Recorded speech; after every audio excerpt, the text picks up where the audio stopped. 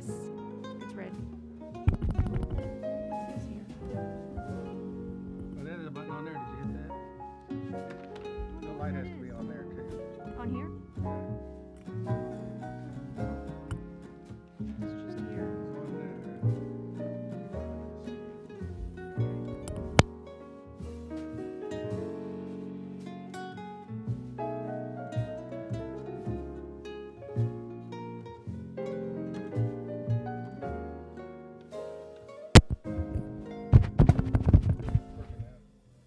Alex, can you hear it?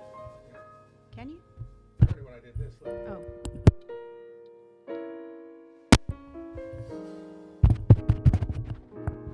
Can you hear? Hello? Hello? What? Hear you. Okay, I just need to get closer. How about there? Get it real close. Can you hear me now? Okay. Okay, good. I'll turn it up a little more. All right. Thanks. I'm gonna turn it off for now.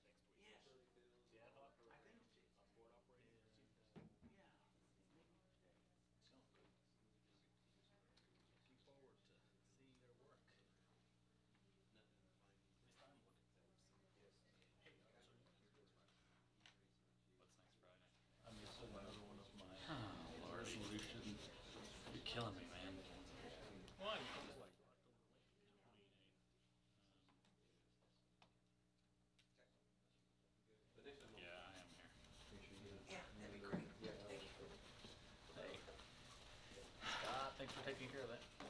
What's that? I don't know. I was mowing grass in Yonkers before I came over here today. You take care of all sorts of stuff, so I appreciate any and all of it. Hey, how are you? Good, really We good. all appreciate it. My peeps How are may you? not. How are you? My peeps may not appreciate it, but I. Well, thank you. You have what? What was that? You just heard it.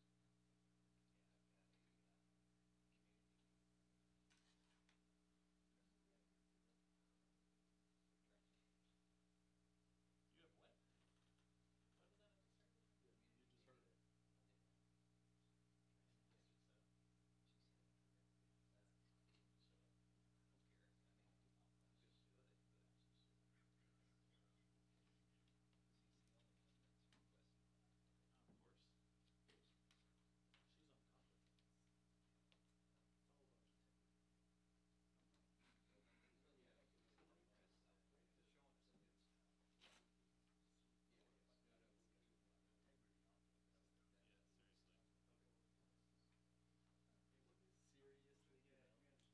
She's on top of it. It's all about integrity. Integrity on it. Yeah, seriously. Seriously, after we did our Lone Star governance,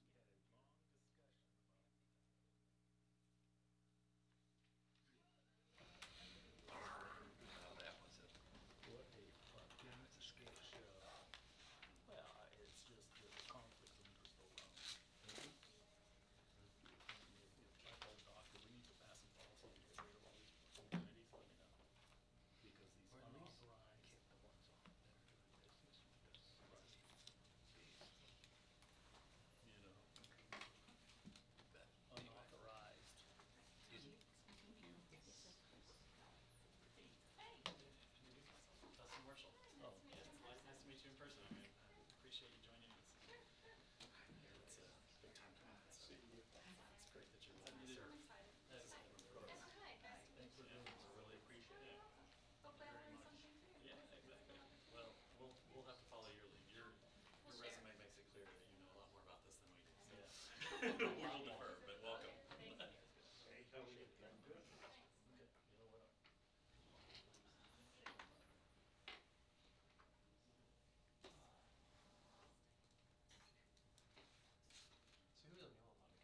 Still the president and the... Yeah, but we have 5 external members now.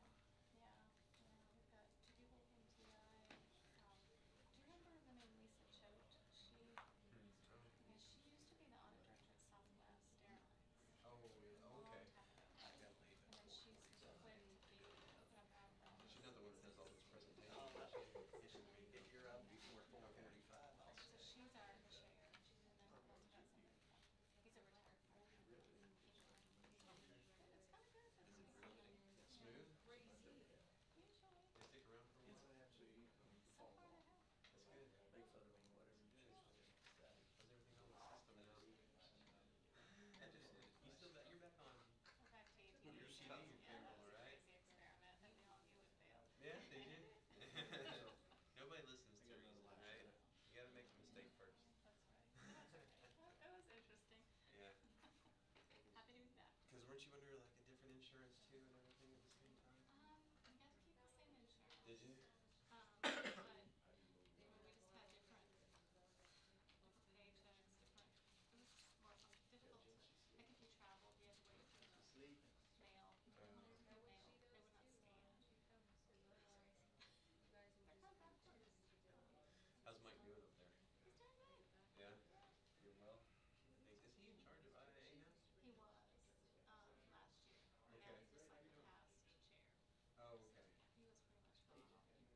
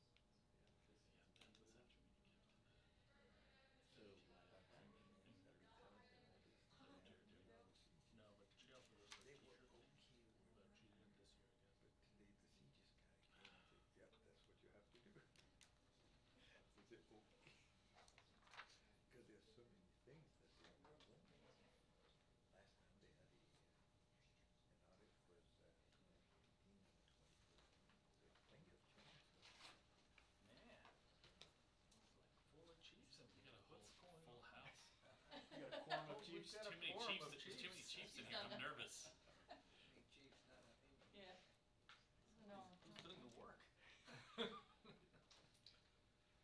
We're gonna give Joyce a few minutes here, so bear with us. Oh, okay.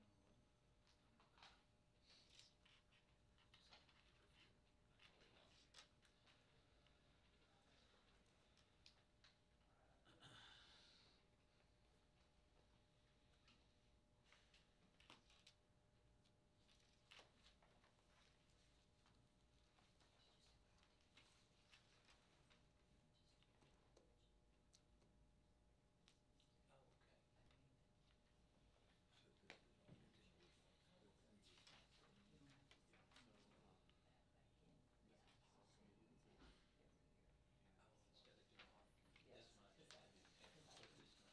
Yeah, you emailed that. How many computers you got with you, man? Computers. Yeah. Yeah, so we worked on it. Different. So my office is 2 screens. Why would you just go priority one? Let's see his principal. Double bill thing. Yes. Yeah. Our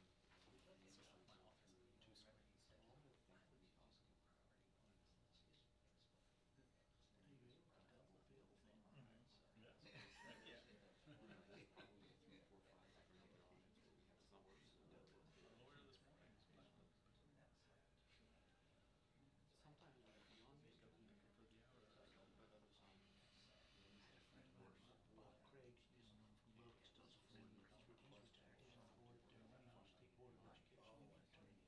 Had a pretty good practice going, he used to go into his clients, but he played golf. Country club, like which country? I didn't either. It's not, I don't know if they had to, Bill wasn't at the time, or something, or repaired the bill.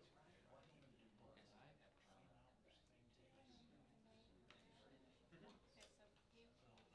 Army. I don't know how that turned out. He made it. He made it. I mean, I just asked him about he's not the worst attorney.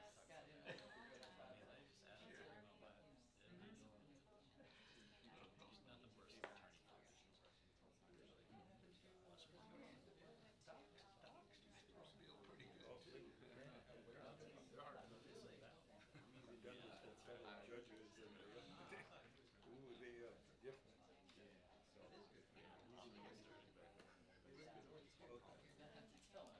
Back today, I had that much feeling. Something. Army and Slave came right there next to each other. Oh my gosh. Yeah. Remember Wanda? Yeah. Oh, what Yeah, do she lived on Cedar Hill. what do we So do? Like, sometimes she'd drive me home. and we do have our office or something. Way too late. Yeah. What else? She's not there. It's been a while. I can't remember the name of that. Yeah. Ambassador email. Yeah, is Karen Miller still there? She is. Yeah. Really? She was good. I like Karen. She's really nice. Yeah, I can't remember. And who was Wanda's number 2? It's on. Retta? Yeah, Retta. He's still there. Still there too? He's Dr. Retta. Is he? I think he was in school when I was there. Yeah. Is he in charge of? Well, I hope No, so. he hired, Yeah, yeah, I will people do my business, best. budget and finance, Terry calls that, so she's got it done. That's kind of the number 2, I guess.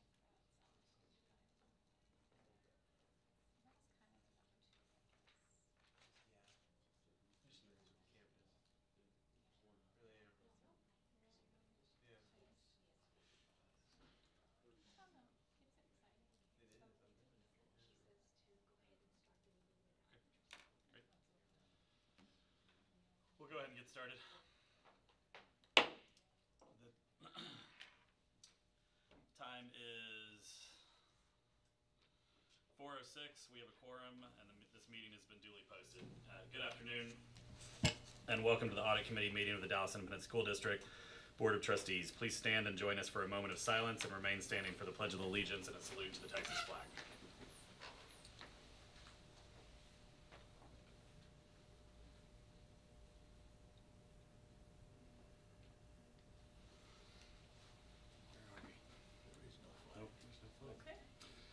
I pledge allegiance to the flag of the United States of America and to the republic for which it stands, one nation, under God, indivisible, with liberty and justice for all. Honor the Texas flag. I pledge allegiance to thee, Texas, one state, under God, one and indivisible.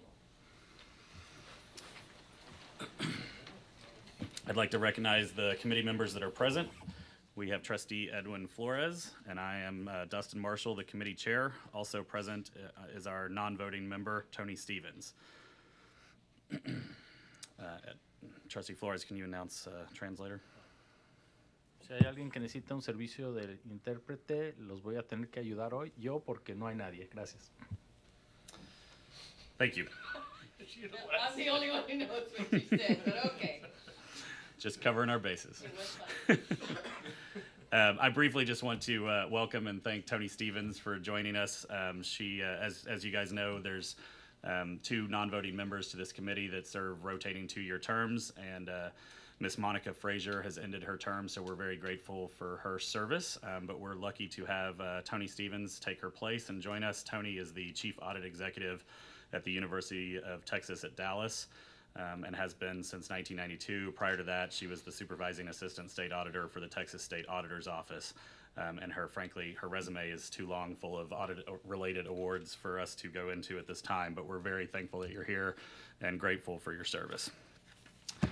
So moving on to item 4, action items and reports. Item A, consider and take possible action to approve the minutes of April 25th, 2018. Do I have a motion? So moved. Second. It has been moved and seconded that we adopt the minutes of April 25th, 2018. Trustees, are there any corrections? If no corrections, trustees, please cast your vote. All those in favor, please cast your vote by raising your hand. The motion passes 2-0. You have just adopted the motion hereby approving the minutes of April 25th, 2018. Item B, consider and take possible action to appoint non-voting community advisor Tony Stevens to the audit committee. Do I have a motion? So moved. I second. It has been moved and seconded that we appoint non-voting community advisor Tony Stevens to the audit committee. Trustees, is there any discussion? No. Seeing none, all those in favor, please cast your vote by raising your right hand. The motion passes 2-0. You have just adopted the motion, thereby approving that we appoint non-voting community advisor Tony Stevens to the audit committee. Item C, report on district financial update. Mr. Larry Throm, CFO.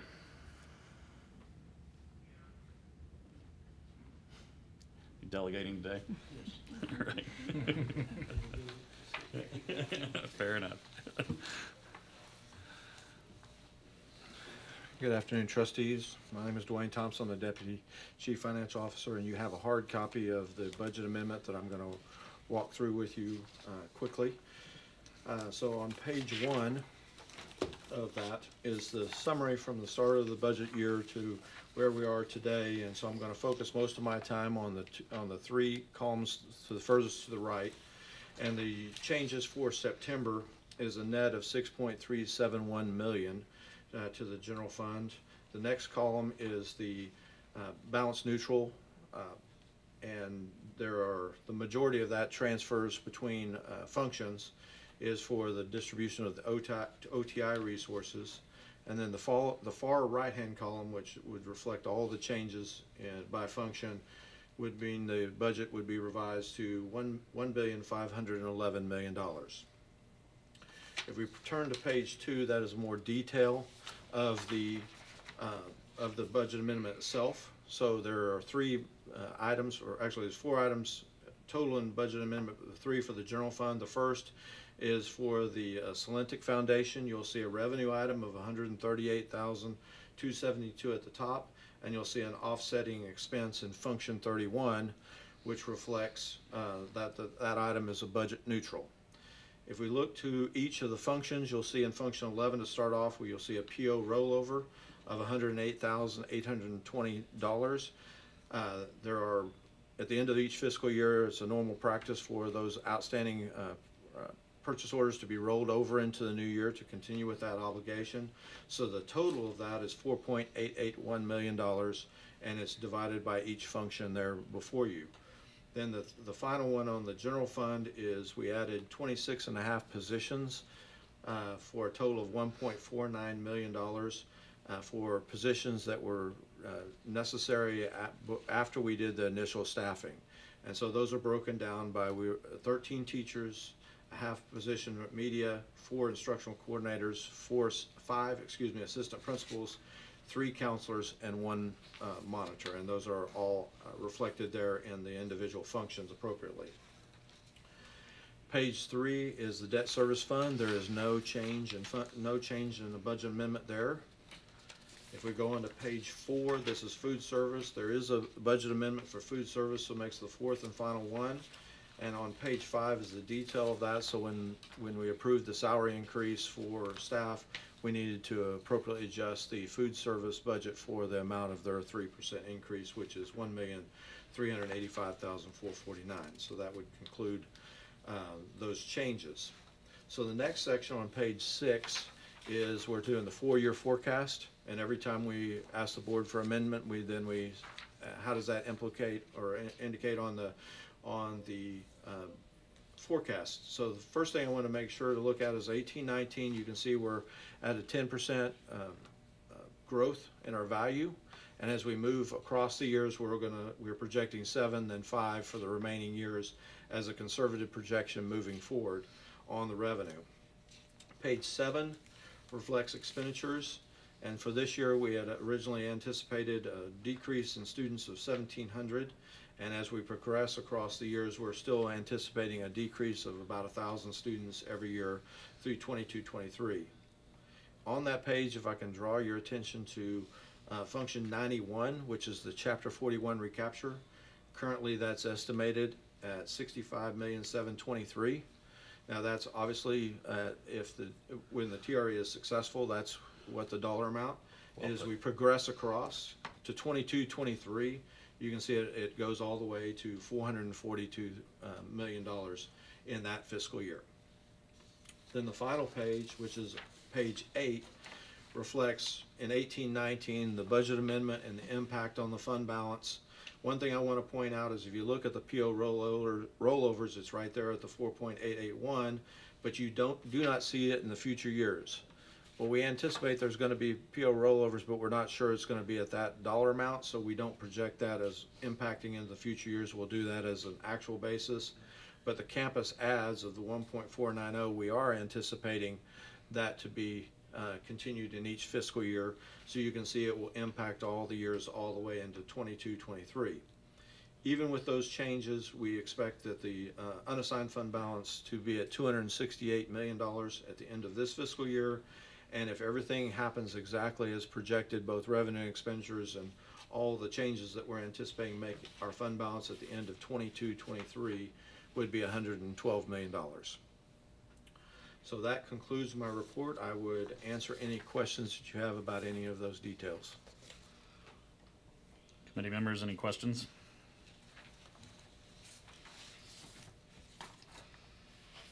I just have one quick one.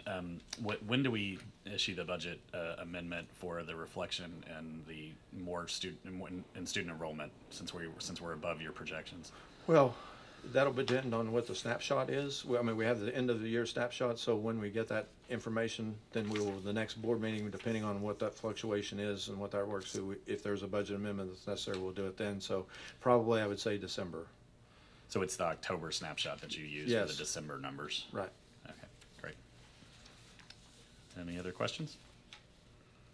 So I was gonna ask, just to clarify, so on these budget protection, these are just budget projections. There is nothing in any of these documents or any of the documents presented to date that would say that somehow the increases in pay and whatnot would be placed in some kind of assigned fund balance. No, sir. Correct? There's No. absolutely no factual basis to saying that this board or the administration at any point stated that We have nothing in here that would reflect we were going to put anything in the unassigned or assigned.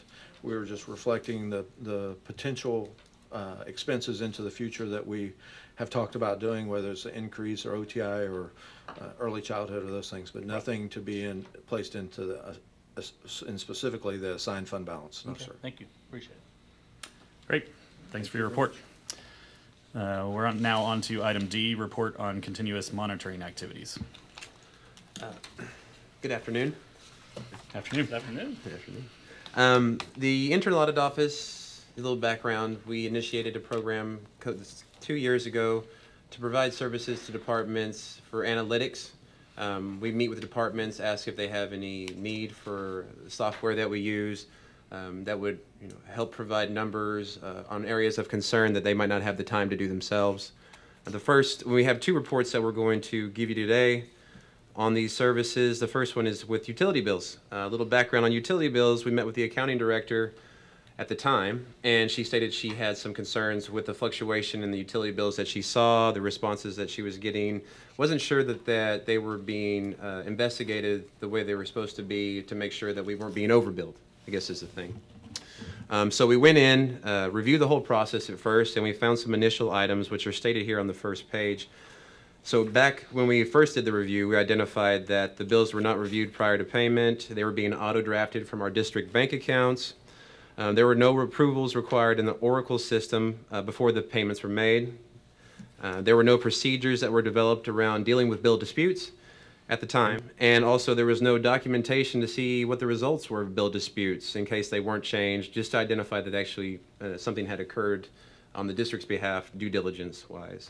So the current status of this procedure that we perform, the Deputy Superintendent of Operations, Scott Lane, has actually taken the lead on this project, and I'd like to say that significant progress, I feel, has been made towards addressing the issues that we found and doing a proper process on dealing with the fluctuations that we've seen prior. So just to go over the changes with electric and gas vendors, we are now getting an electronic download from those vendors and able to identify and address issues before the auto draft occurs, so in a timely manner, and able to dispute bills before they hit our bank account. So that's a very good new process that we have in place. However, with the Dallas Water Utilities, Scott and the Director of Financial Services, Executive Director of Financial Services, Ed Sorolla, and a few other district staff met with Dallas Water Utilities to try to get the same service from them. Unfortunately, Dallas Water Utilities declined to do this service for us. They said they didn't have the ability at the time. We're trying to, well, the district is trying to find another way to monitor the bills prior to auto draft and in a quicker time frame. So that they can address those. What we had before was sometimes we'd see bills for $90,000 in a single month compared to $3,000 or $5,000 for a single school. So they're working together right now, trying to see if there might be OCR, so an optical read that they can just scan the bills and they'll input into a system. That's a possibility. But if currently they just have a data clerk entering the information one at a time, and that's unfortunately the best they can do right now with the Dallas Water Utilities not providing the service. So we'll report on this again. Hopefully more progress is, or something else has been identified that will make more progress and address the auto draft timeliness and identifying those anomalies before they're paid. And also, in the last couple of reports on this, there was a couple questions about auto draft vendors. So we found out that there are actually 18 vendors who have auto draft capabilities. 7 of them are payroll related, so things like TRS, the IRS, our flexible spending, they actually have auto draft abilities. We have 1 credit card processor and then 10 utility vendors, and that's our electricity and our gas, and then the district is sparsed out amongst a number of cities, so all of those cities actually have automatic drafts, so Dallas, Hutchins, Carrollton, Box Springs, Farmers Branch, those are the utility vendors. Now there has been also something else that's come up. The district, through Wells Fargo now, has the ability to put on what's called a fraud filter, so they can set limits on the amount that can be auto-drafted at any one time. They're looking into this and setting them up for all the utility vendors. So far, they have it set up for 4, I believe. Yes, City of Carrollton, the electricity and the gas, and the cities of Farmers Branch. So that's right now, those are the 4 fraud filters we have set up, and they're looking to expand that more into the rest of them. Any questions? Oh, also, sorry, additionally, usually you get a spreadsheet at the back of this that shows the anomalies and shows the explanations for why those anomalies occurred. Now, you're not seeing it this time because, unfortunately, Around the same time, the Director of Accounting and also the Director of Energy Management left the district. So there was no one to provide those responses. Providing you the information might be confusing with no responses and have more questions than are necessary. So what you'll see next time we report on this, the next audit committee, is twice as much information with the responses as well. Any questions on this report? Ms. Stevens. I actually have a question. Yes, of A couple course. questions. So, Yeah. you call them continuous monitoring. Is there an anticipated end date of this continuous monitoring? What we do is, what we plan to do is an assessment. So every time that we meet with the individuals that requested the service, so in this time it was accounting services and also energy management, we come together and we always request, or we ask the question every quarter, do you feel the service is still necessary? And if they say, no, we don't, we'll bring that to this meeting here and present that to the audit committee and have the final determination if it should continue or if it should end. Okay. And then the other question I had is, do you use any kind of data analytics software for this, or is it completely manual or a combination? Or? We have IDEA Okay. analytics software. Okay. So we have that. That's once we got the software, we started the initiative. Okay. Yeah. Trustee Flores. No? I just Go have get 'em. one quick question. I think this is outlined in your memo here, but to be clear, the auto draft is going to occur on the last day that the bill is due, and in the intervening period between when we get the bill and when the draft is taken, we have people that will enter and analyze the bill for discrepancies, which will avoid the situation that got us into this problem in the first place, right? Correct. Great. Well, I appreciate you guys working on this. I know I was hot under the collar about it last time, but it sounds like we're making some progress, so thank you very I much. believe so too. The next report in this area has to do with the 2015 bond program audit. What we do is we follow along with the 2015 bond program and just continuously audit the transactions. For this quarter, what we decided to do was look at the Hotchkiss Elementary School Relief Project, which, background information, up the street here on Park Lane, we purchased a 13-acre tract of land to help build a school that would address, there's two schools close, Gillstone and I guess Hotchkiss Elementary. They were close that have overpopulation issues. So the project was started to address those and build a new school for those kids. So far, there were 30 transactions, you'll see on the second page, related with these 4 vendors. I'd say that everything is operating very well. There was only one exception out of the 30 that we identified where we were overcharged by a vendor. We did make the payment, and it just basically came down to the review wasn't done in a way that would have identified that the overcharges occurred. But I'd like to say that the construction office is ramping up their review process. Internal audit is also going to be performing extra reviews on these transactions. And the overpayment is going to be dealt with in the next PO that comes from this vendor. We will reduce the amount distributed to them by the overpayment. But again, I'd like to say overall, we believe that the process is working well over there. Any questions? Do you know what the source of the incorrect bill was? The property management services there? Yeah, how did they calculate the fee wrong? Oh, okay. Here, the vendor calculated the fee to be $213,260, and the actual amount of the fee was $189,980. It just miscalculated it, period.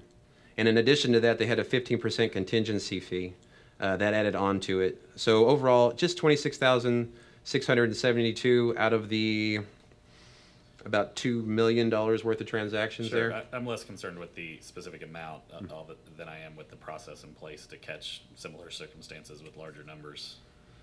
So That's the issue that we identified, and to address it, they're going to increase their review, and we are going to increase our review as well. So this is ongoing monitoring after this? Yes. To make sure they do that? This is ongoing. Okay. Any other questions?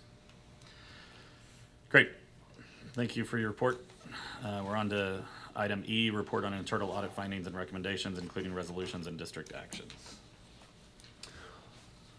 So here in your binder, in this section, you'll see a spreadsheet. It's color-coded, and what it's addressing is the issues that are outstanding that have not yet been resolved by administration from previous audit reports. We're tasked with following up and making sure they come to completion and address the risk appropriately. They're color-coded. There are 4 colors here. red, which would mean that the district has accepted the risk and no action is going to be taken. No, there's no reds on here right now. Yellow, which would mean that the district is in the process of taking action, but they need a little more time than they originally identified.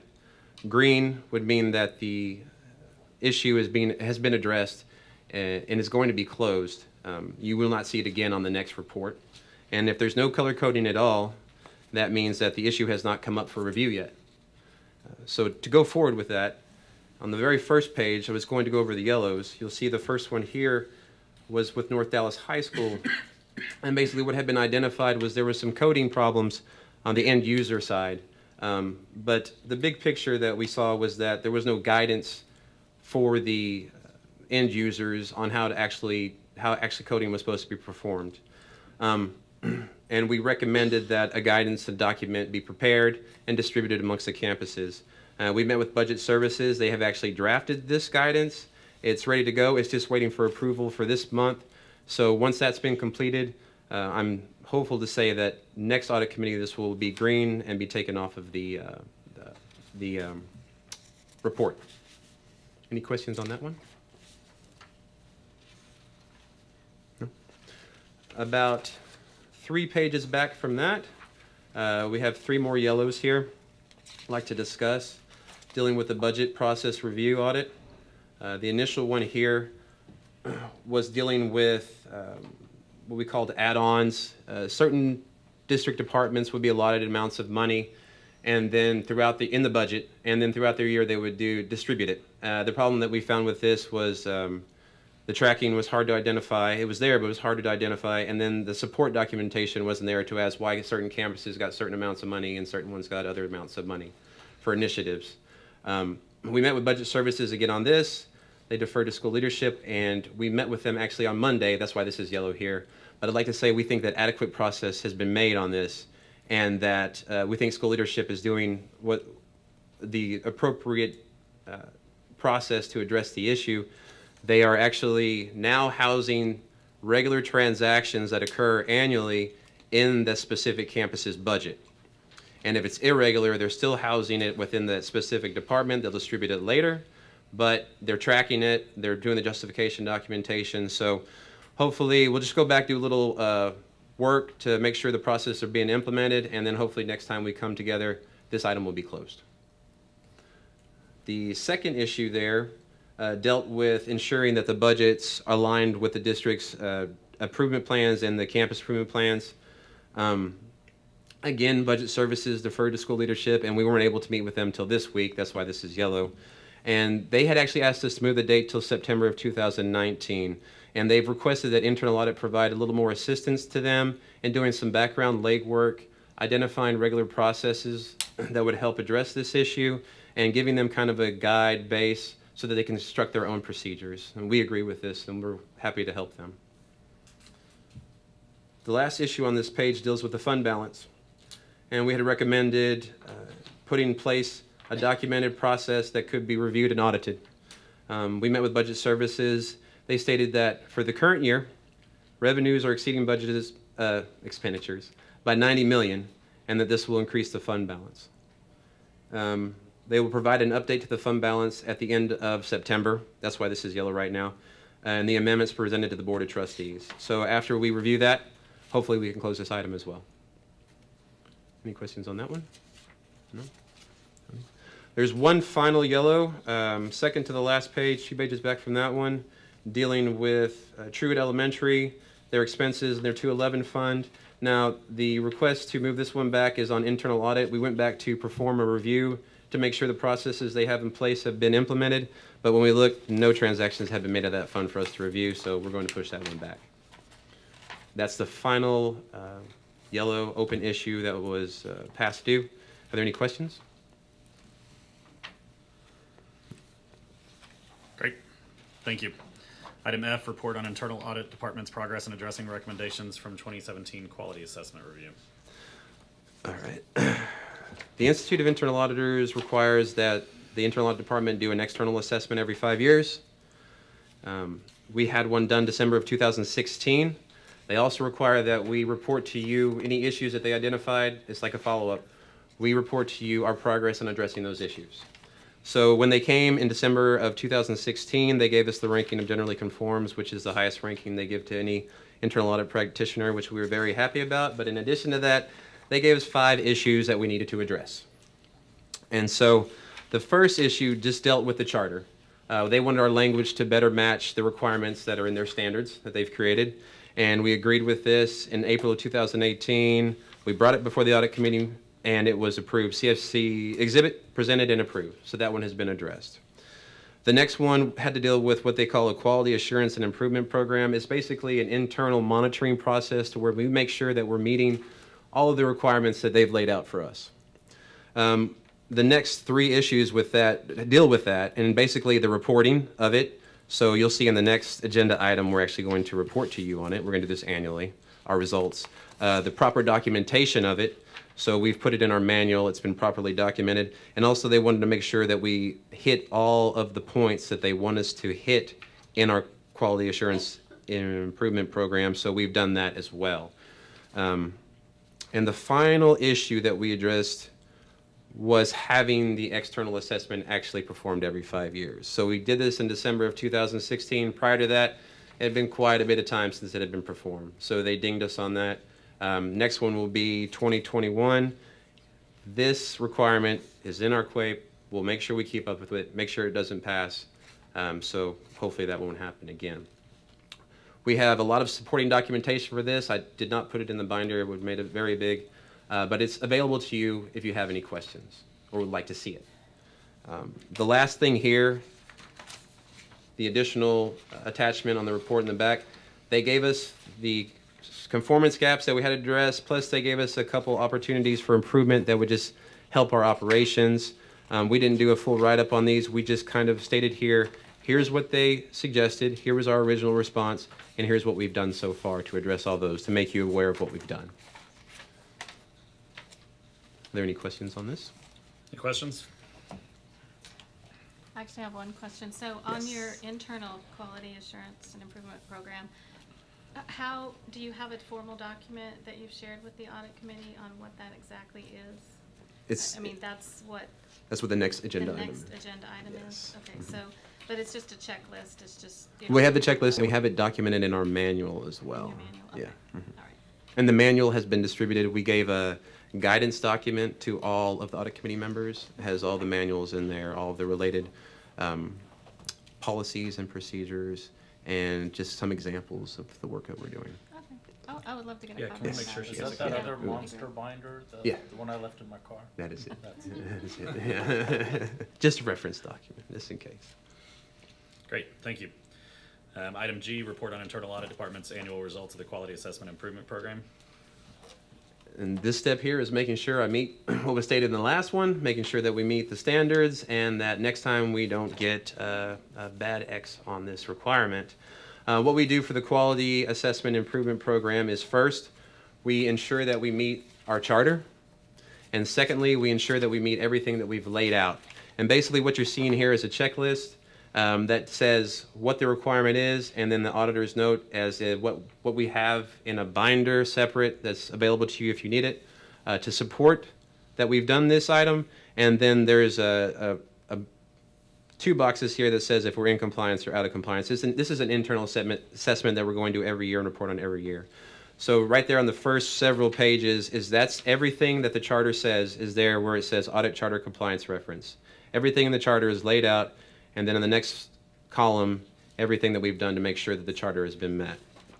And then when it starts on the third page, operations are effective and efficient, that's in our quality assurance improvement program. So everything there that we've done to meet it, value-added operations, ongoing reviews, and periodic reviews. The only thing that's not in compliance right now is the annual audit plan is presented to the audit committee for approval for changes and review. That was done at the last meeting, but the minutes weren't approved till just a couple minutes ago. So they'll go into our binder, and this will be moved to compliant. Any questions on this?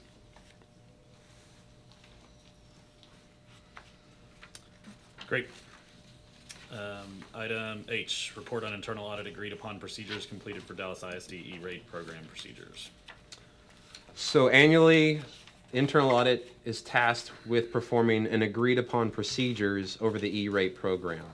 This is different than an audit, which is performed externally every year, and that's usually run by finance. It's being done actually right now. The external audit is being done right now. It started July 17th, and hopefully it will be issued for next audit committee. Is that correct, Larry? Yes.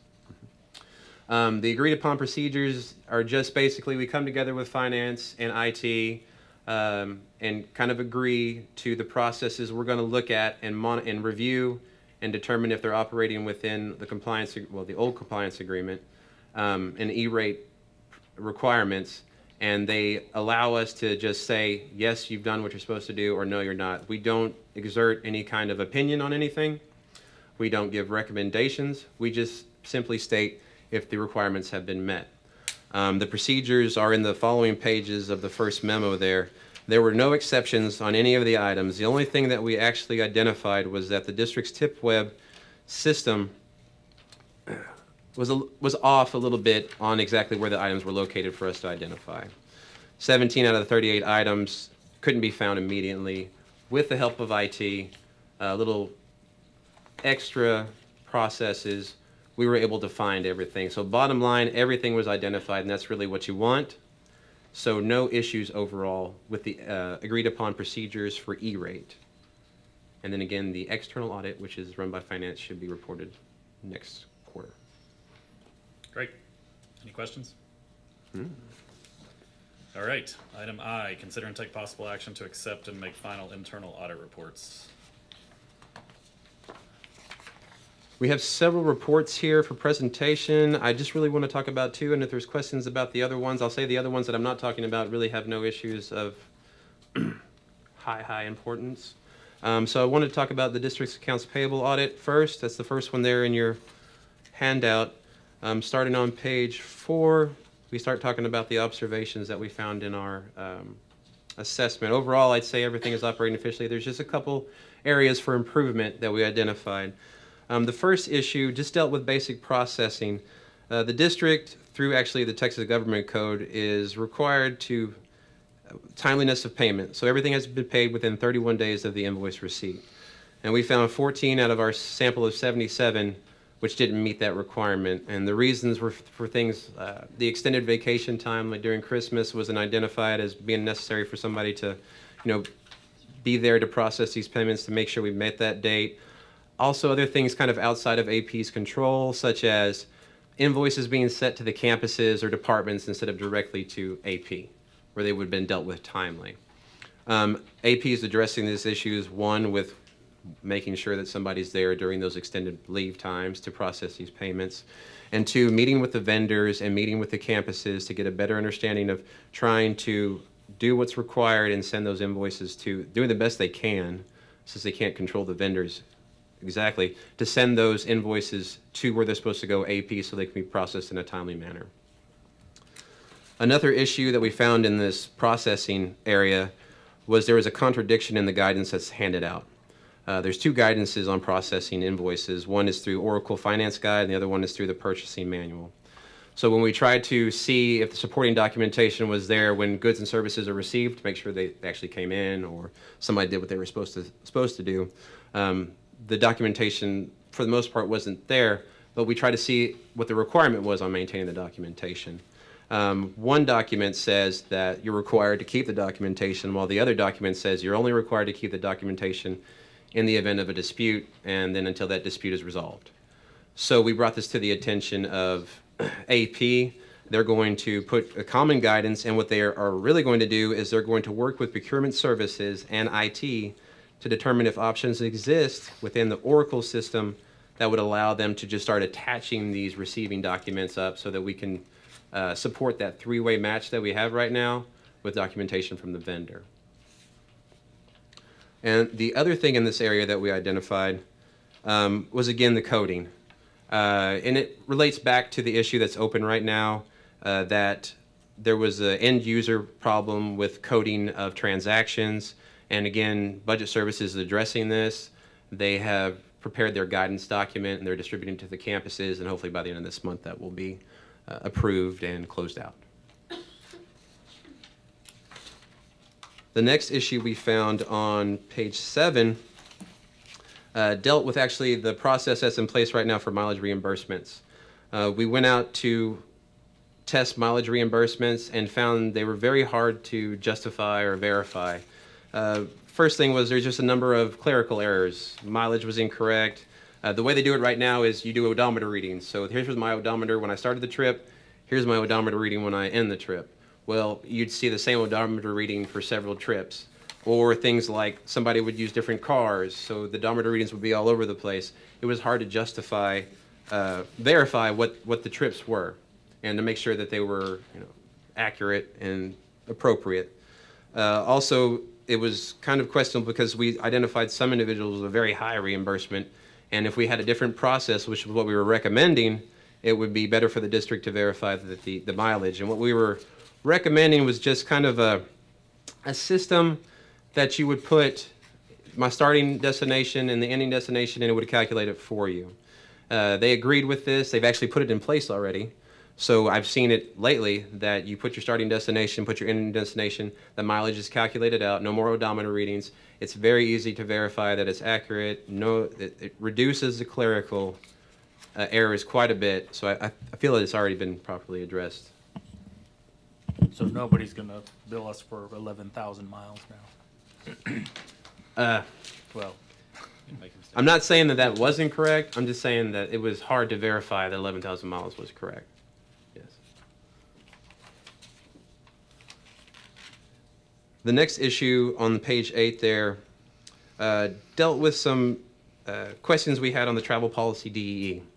There were two things. One, travel policy says take the most effective and efficient mode possible. Sometimes we would see what they call anytime fares, higher fares, not to say that they weren't the most effective for the person's, at that point in time for that person, if they had something come up immediately that they had to take. However, there was no supporting documentation we could see to justify that a trip that was booked the next day was the most economical means.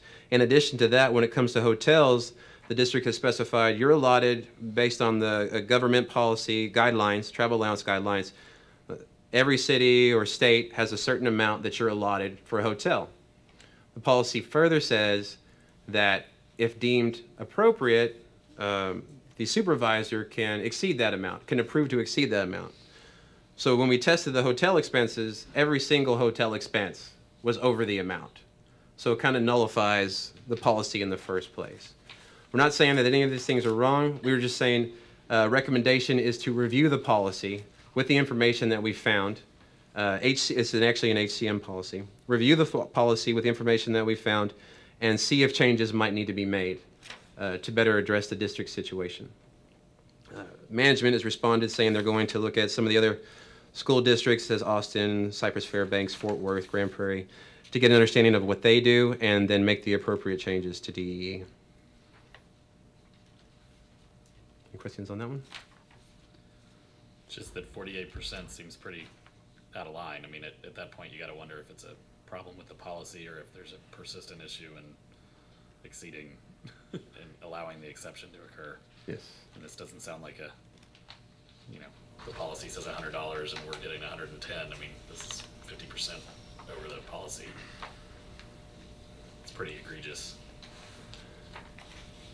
The next issue there actually dealt with the travel reimbursement process. When we looked at how travel reimbursements were processed, what we found was that the same person who took in the reimbursement documents had the ability to change the documents and then approve the documents, and then there was no monitoring over the end result, the payout amounts. So basically a lack of segregation of duties was established there. We just recommended that they look at the process, perform some kind of monitoring oversight to make sure everything's okay. Management, what they've done from what I've been made aware, I believe they are including another person in travel reimbursement and also implementing monitoring procedures for that.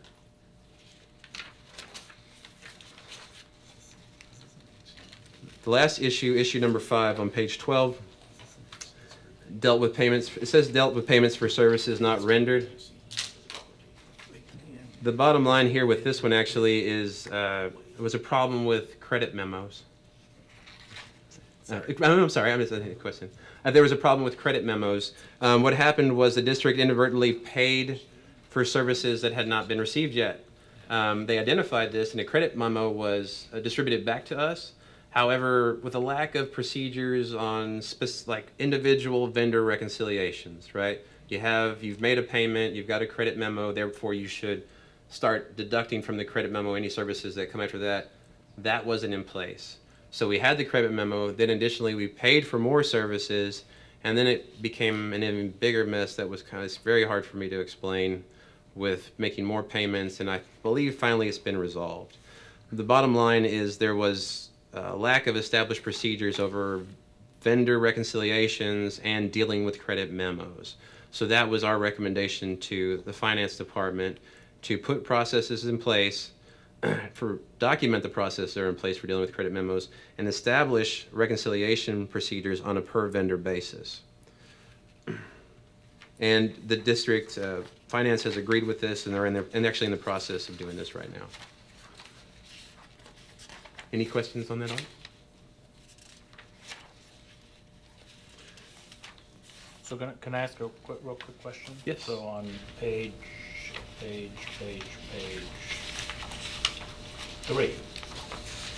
So I noticed that there was a table here that was showing kind of the number of people in accounting services in different school districts. Yes. Just wondering from, I guess, the administration, if there was anything that, I mean, it didn't seem like we were like way out of line in terms of the number of people in position. And the districts that are smaller than us had more people, and districts that are bigger than us are, pro rata weren't that much more. But I was just interested in why this table was included. It's background information for the reader to understand exactly where the district sits compared to other districts of size with our staff. I mean, it just looks like we're, I mean, I don't know what the perfect number is, but looks like we weren't an outlier or anything like that.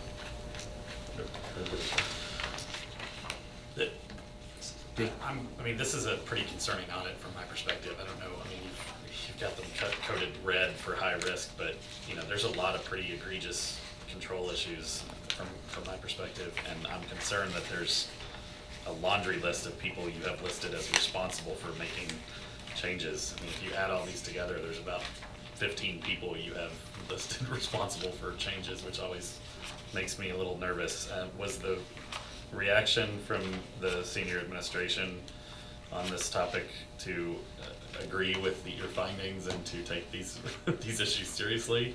Yes, I believe so. What happens here with the audit reports is we construct the reports, as you see, we put the recommendations in, and then we distribute it to the responsible party for them to input their management response. It says right here the acknowledgement of the findings, so we make sure they agree or disagree with what we found. And they actually put in the responsible person for implementation. AP hits a number of different departments. As you see, with travel reimbursement is actually an HCM policy. It's in the D section. So therefore it moved over to the HCM. But when it comes to the responsible person, we don't state that. We let them provide that information to us. So is there any follow-up scheduled for monitoring adherence to these recommendations?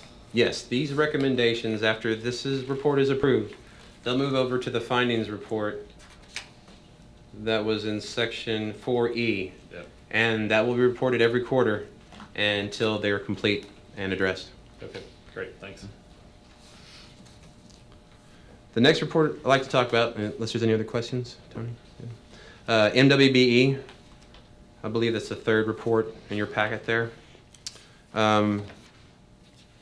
Monitored their compliance with requirements, found a few issues that we believe will help improve their operations.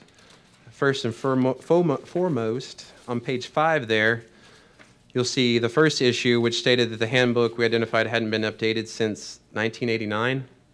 MWBE has transferred through a number of directors since that time. Procedures have changed. So the bottom line is that their procedures document didn't currently reflect what they were actually doing, which could lead to bigger problems on understanding how your job is supposed to be performed and making sure things are consistent. Our recommendation was basically just to update the manual to reflect current procedures and implement a process that would make sure this is done on a regular basis. They agreed with this, and they're in the process of performing that right now. The next issue on page 6 dealt with goal setting.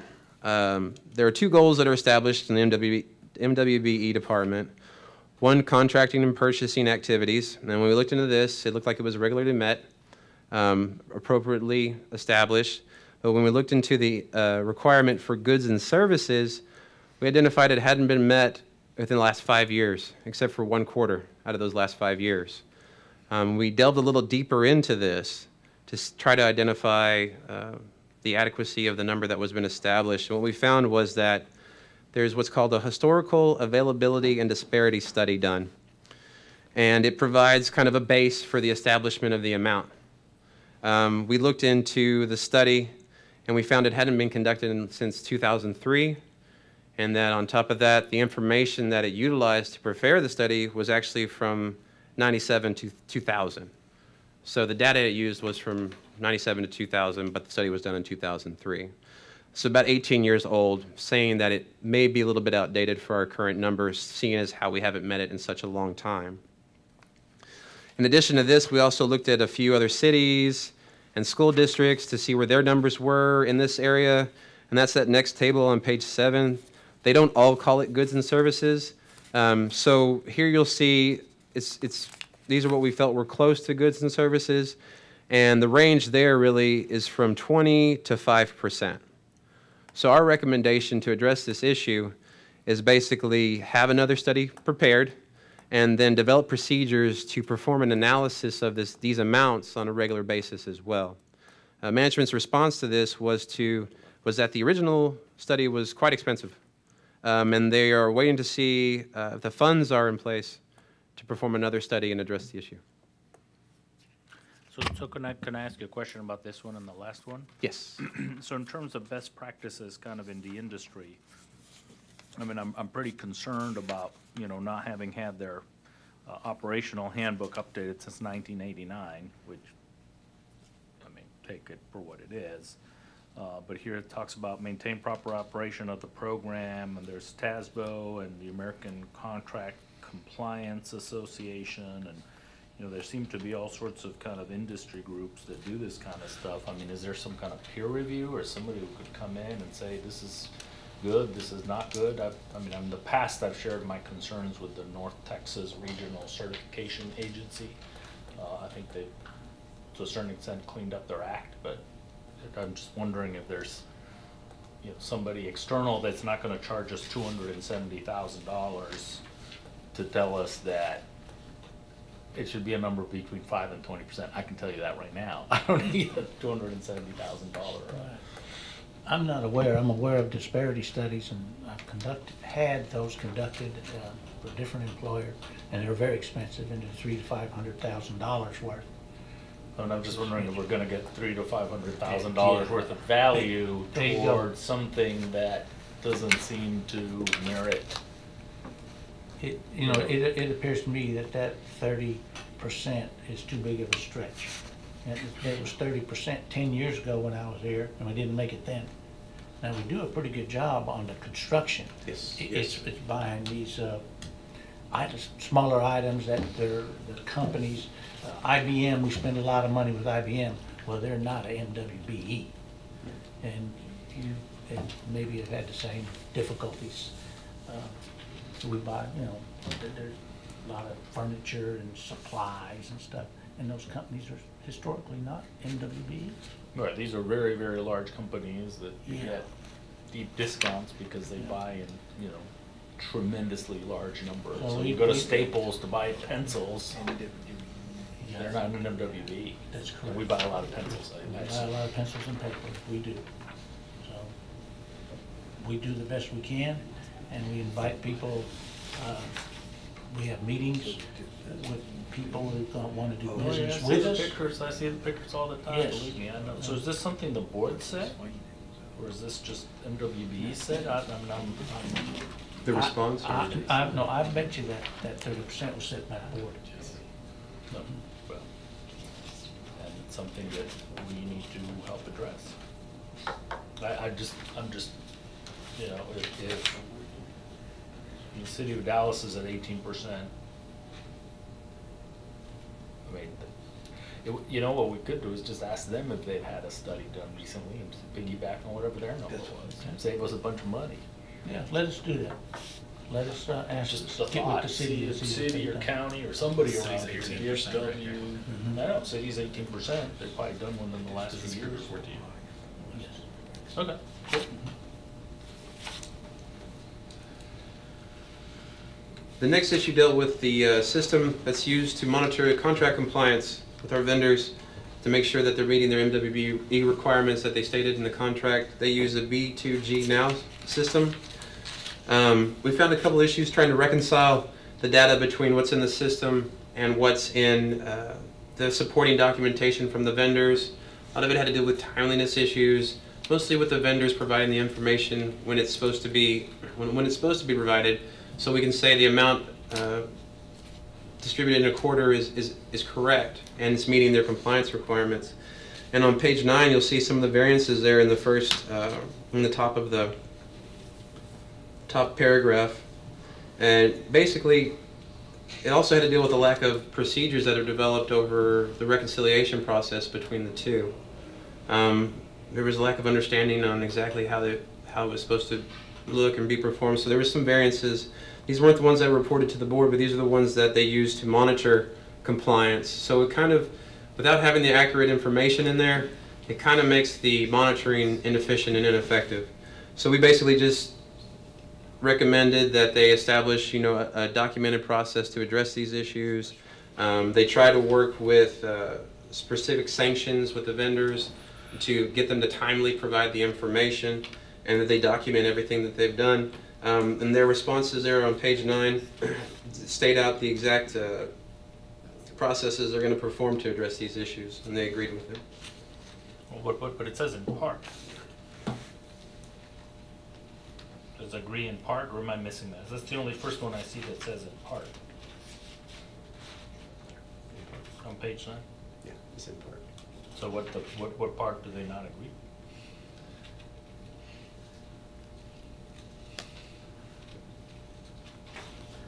I do not know what part they do not agree with. Yeah, I don't want to speak for administration. I'll get with them and give you a Yeah. have them give you a specific response to Yeah, because that question. this is a kind of a pretty big deal. If this is all these people do, this is their job, you know, we should have a pretty tight ship here. We agree. Especially we bought some piece of software or have some fancy schmancy Sounds like it's not perfect. B2G Now system was not used to its full capacity to effectively and efficiently monitor contract compliance and payment activity. So, I'll get with them and have them give you a specific response. okay. Great, thanks. On page 10, inaccurate data for the MWB quarterly reports. I would like to start this one out saying that the data was found to be variant between when we try to reconcile the system, Oracle, and supporting documentations. However, the goals actually were achieved even when we reconciled everything out. So I just want to make sure I state that first. Even though the data presented varied between what we could say was true and what was presented, the goals were achieved. So I just wanted to say that first. What we identified was that the two main reports, the bond program and general operations, goods and service, pay information on the individual quarterly reports, could not be reconciled with the Oracle system and coordinators PAR worksheets. But when we actually worked it all out, you'll see the information here on page 11. Between the first one here is the individual quarterly reports in Oracle, trying to identify exactly what the difference was there. Not really sure why the system was inaccurate. Trying to identify the issues with that, but we need to put, what we recommended was higher reconciliation procedures over that, developed common understanding of how to process the reports that go out to the trustees, and also to address the issue that you'll see on page 12 here about how they report on construction services. So meaning this, the bond, it's for bond-funded contracts. The district's MWB goal for construction is 30% and 35% professional services. So the way that we've been reporting it is on a per bond program. So you'll see there in that table on page 12, 8% for 2008, QSAP 16, bridge program 47.9. So they're not reporting on the total number, which is the kind of the final of what the whole percentage is based on. So it looks like we're not doing as well in the 2008 in QZAB and doing extremely well in bridge, but the overall picture here is that they're not doing as bad overall as it saw in 2008 in the QSAP. So our recommendation was just to address those issues. And management's response there on page 13 to address them. Any questions on this?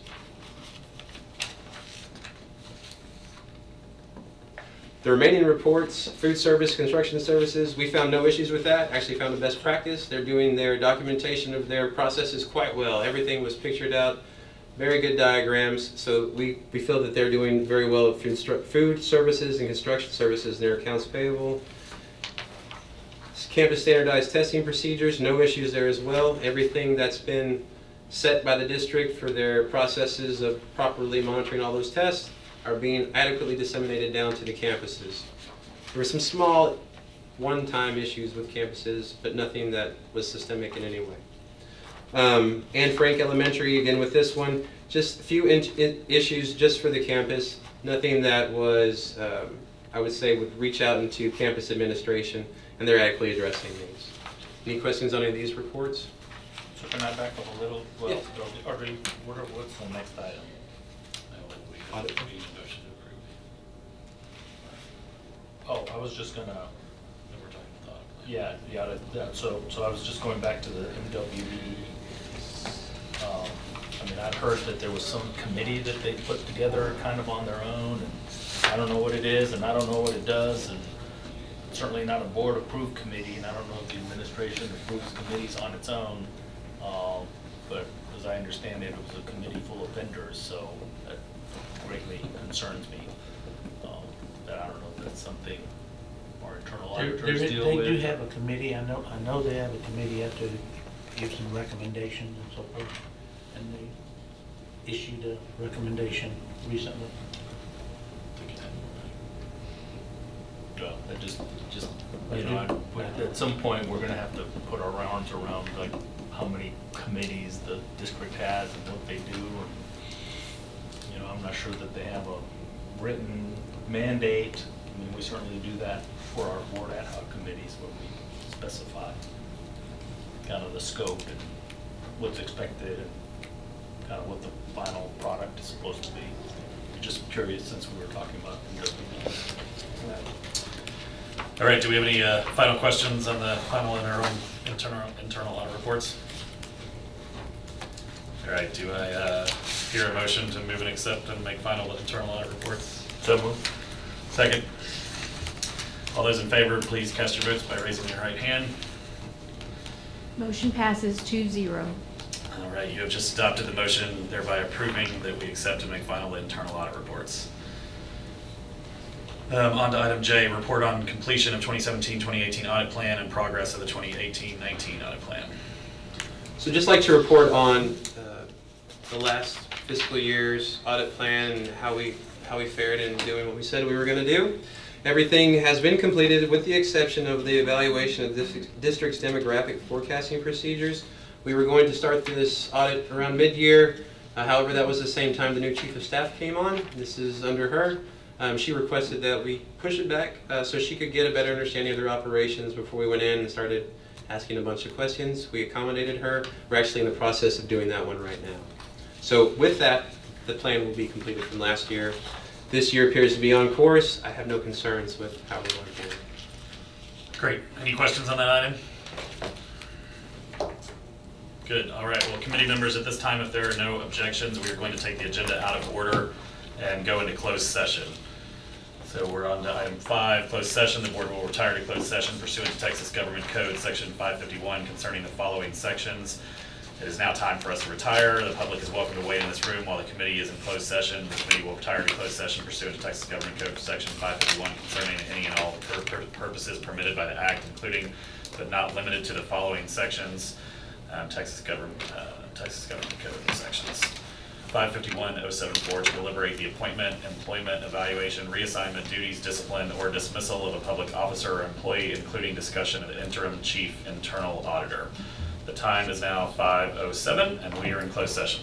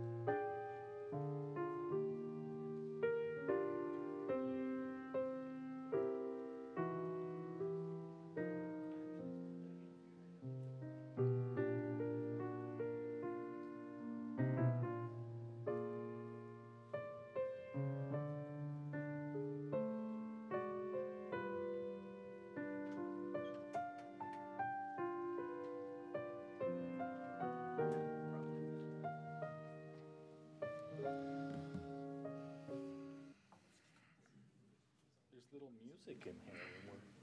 There's music going on. Man. Okay. Oh, you have to. You're gonna have to make a motion.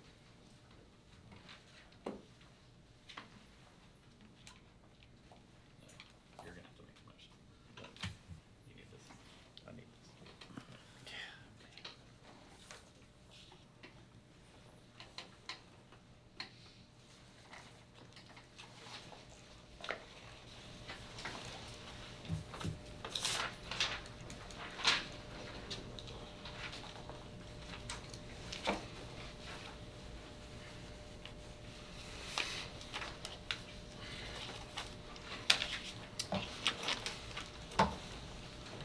All right. Time is now 5:11, and we are back in open session. So are we on to We're on to item K. What's K? Originally posted as K. Consider and take possible action to appoint the interim to recommend to the full board the appointment of the interim chief internal auditor. So, Mr. Chair, I have a motion. I move that we recommend to the full board the appointment of Aaron Munoz as the interim chief internal auditor.